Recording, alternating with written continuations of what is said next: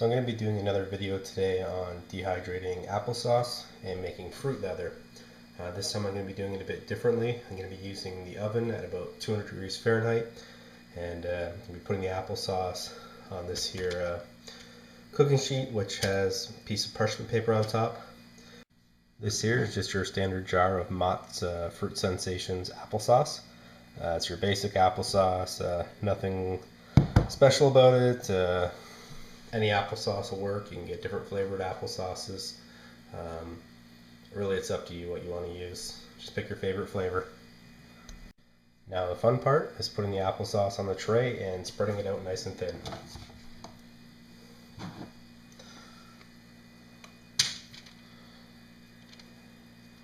going to put a big blob here, but not too much, so I do got to spread it out thin. And just nice and easy. You want to get this as even as possible, that way it'll dry nice and even.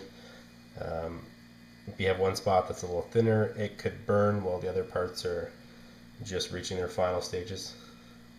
So keep it as even as you can.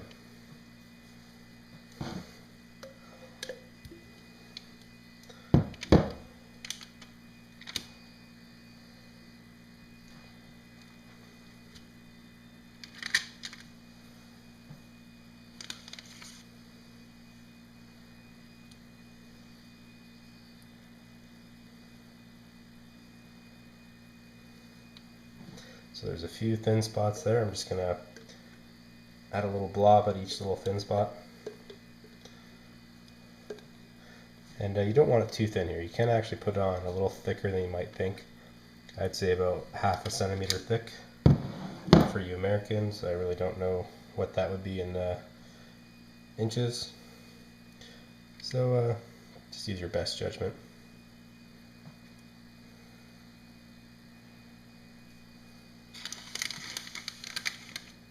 From here, your next step is going to be to put this in the oven. You're going to do that at about 200 degrees Fahrenheit or a little bit below. You're going to want to cook it for at least 6 hours, probably 8, maybe even 10. It depends on the oven, depends on how thick the applesauce is, so you're going to have to keep an eye on it. I usually put this in before I go to bed. If you're doing that, you might want to turn it a little bit lower to about 160, 180 Fahrenheit. Or you can set the alarm and get up through the night. I don't really want to do that, so I'm just going to take a chance. I only paid $2 for this jar of applesauce, so worst case scenario, I end up putting it in the garbage.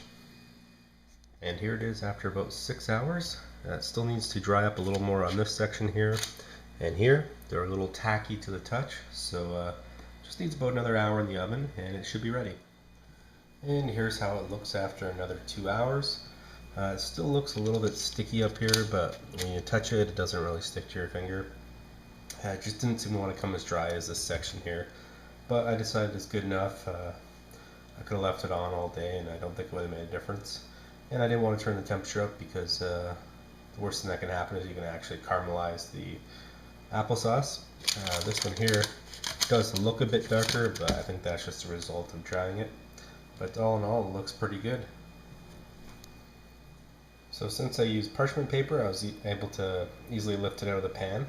And as you can see, I've just got this sheet here. Now I could just fold it up like this, leave the parchment paper on, throw that in a Ziploc bag, and I would be good. But because I want to save a bit on weight, I'm going to peel it off the parchment paper and store it in a smaller bag.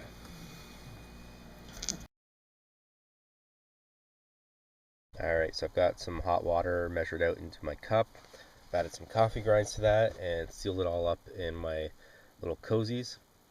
In the actual pot itself, I've taken a whole bunch of dehydrated applesauce and I've just thrown it in there. I'm going to give her a good stir and then seal it up in a cozy as well. So as you can see, these little sheets of applesauce, which kind of resemble fruit roll-ups, they're now starting to get pretty mushy. Just give that a few minutes to do its thing, and I guess now I'm washing my spoon.